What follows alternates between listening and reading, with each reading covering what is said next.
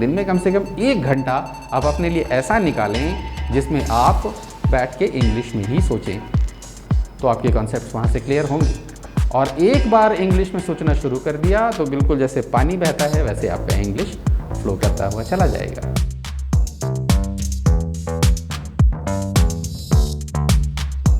Companies जैसे Wipro limited, MetLife, GOSC, ऐसे companies में मैंने काम किया है एज ए नॉलेज ट्रेनर।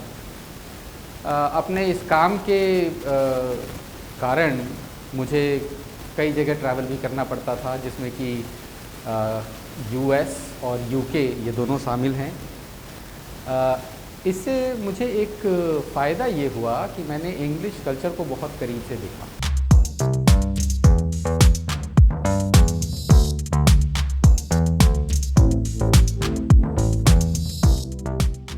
आज मैं एक ट्रेनर बन गया हूँ।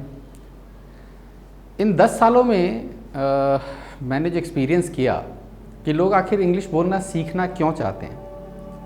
देखिए, कई बार ऐसा होता है क्योंकि आज हमारा जो कल्चर है वो ग्लोबल होता जा रहा है।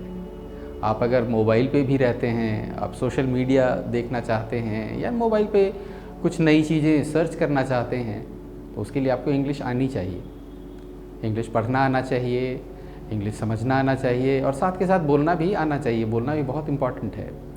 कई बार ऐसा होता होगा आप लोगों के साथ कि आप किसी जगह बैठे हैं और एक डर के कारण कि, और वो डर किसका, जजमेंट का, कि लोग मुझे कैसे जज करेंगे, अगर मैंने गलत बोल दिया तो लोग मेरा मजाक उड़ाएंगे, क्या सोचेंगे। इस डर के कारण कई बार लोग जानते हुए भी नहीं बोलते हैं और कई अपॉर्चुनिटीज़ मिस कर जाते हैं। उस वक्त कई जॉब जिसके लिए वो एलिजिबल होते हैं, इंटरव्यू में नहीं जाते क्योंकि इंटरव्यू तो इंग्लिश में होना है।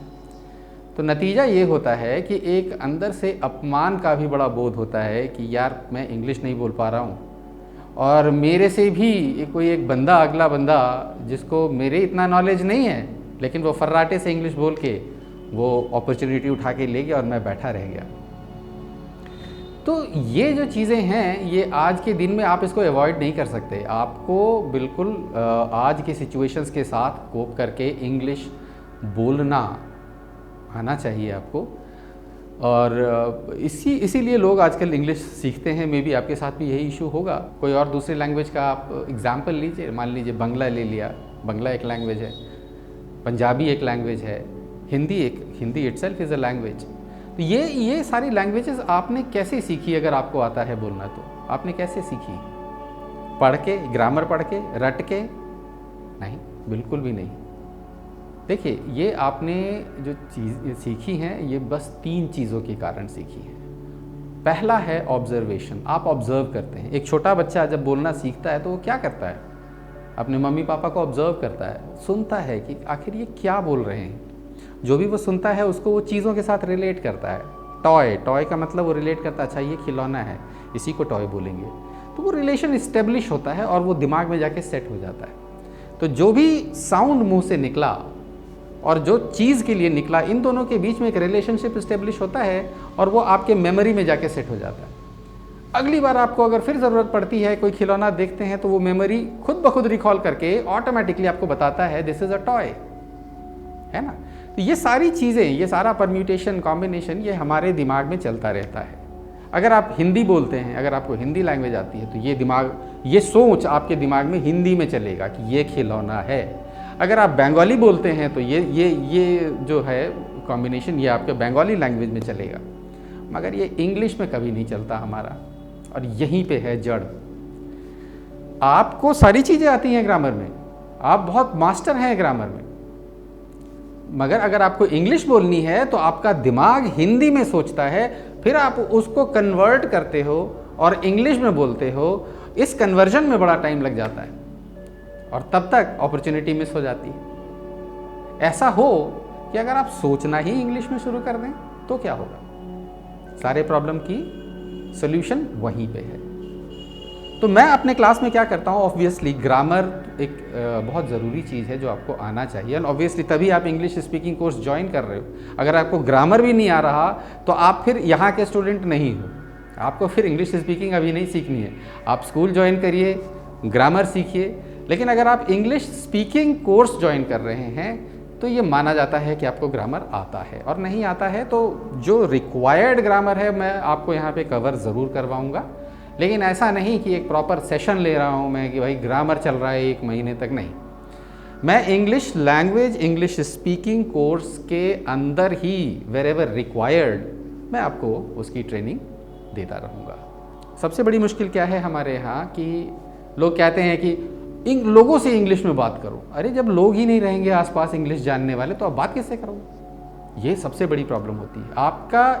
आपको एक माहौल मिलना चाहिए चारों तरफ से इंग्लिश का, वो हमारे यहाँ बहुत मुश्किल से मिलता है। और अगर आपके पास ऑलरेडी वो माहौल है तो आप इंग्लिश जान चुके होंगे अब तक। तो ये माहौल हम कैसे क्रिएट करें? बहुत सिंपल सी चीज़ है, 2-3 चीज़ आप कीजिए, आपको माहौल मिल जाएगा। आप डायरी लिखिए डेली। जब आप अपनी डायरी लिखेंगे ना कि आज मैंने ये किया, मैंने वो किया, मैंने ये किया, सारे टेंसेस उसमें कवर हो जाएंगे, past, present, future, everything will be covered in that. आप लिखिए और बहुत इंटरेस्टिंग भी होगा। तो आप जब राइटिंग शुरू करेंगे तो आपको धीरे धीरे कमांड आता जाएगा, वो आपको एक इन्वायरमेंट देगा। दूसरा, रीडिंग। न्यूज़पेपर ले आइए, अगर आपके घर में इंग्लिश न्यूज़पेपर आता है न्यूज़पेपर लीजिए, और न्यूज़पेपर को न्यूज़ के लिए मत पढ़िए, न्यूज़पेपर को इंग्लिश के लिए पढ़िए, पढ़ते रहिए। आप एक न्यूज़पेपर को 1 हफ्ता पढ़ सकते हैं, उसमें इतना कंटेंट होता है कि आप डेली की रीडिंग 1 वीक आप चला सकते हैं।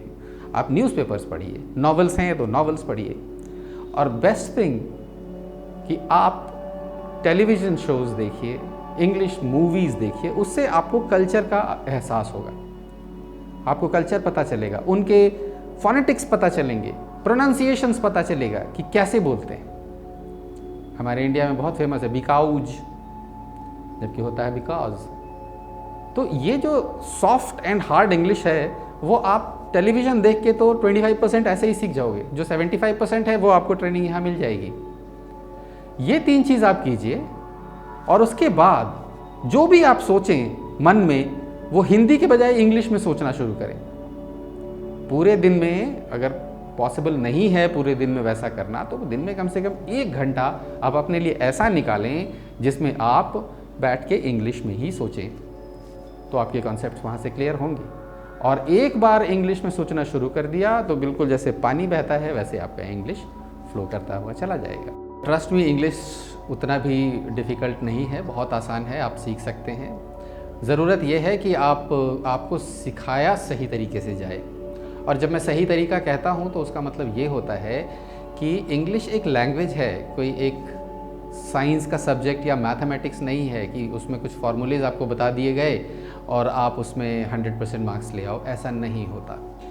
तो ज़रूरी ये है कि आप इंग्लिश को इंग्लिश की तरह सीखें, ना कि एक सब्जेक्ट की तरह सीखें। इसलिए मैंने अपने आप को ट्रेनर के रूप में इंट्रोड्यूस किया है, टीचर के रूप में नहीं।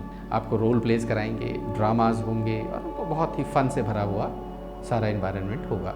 सीखने के लिए तो बहुत सारी चीज़ें हैं हमारे पास जो हमें सीखना है इंग्लिश बोलने के लिए। जैसे टेंस हो गया, आपको टेंस के सारे फॉर्म्स आने चाहिए, पार्ट्स ऑफ स्पीच हो गया, वर्ब्स हो गए, and last but not the least vocabulary strong होनी चाहिए। तो ऐसी बहुत सारी चीज़ें हैं जो स्लोली एंड ग्रेजुअली हम लोग पिकअप करेंगे और हमारी जर्नी बहुत स्मूथ होगी। तो अगर आप भी चाहते हैं कि आप इंग्लिश फ्लुएंटली बोलिए तो आप हमें कॉल कर सकते हैं इस नंबर पे, और फिर हम दोनों जुड़ेंगे और इंग्लिश सीखेंगे। Thank you so much.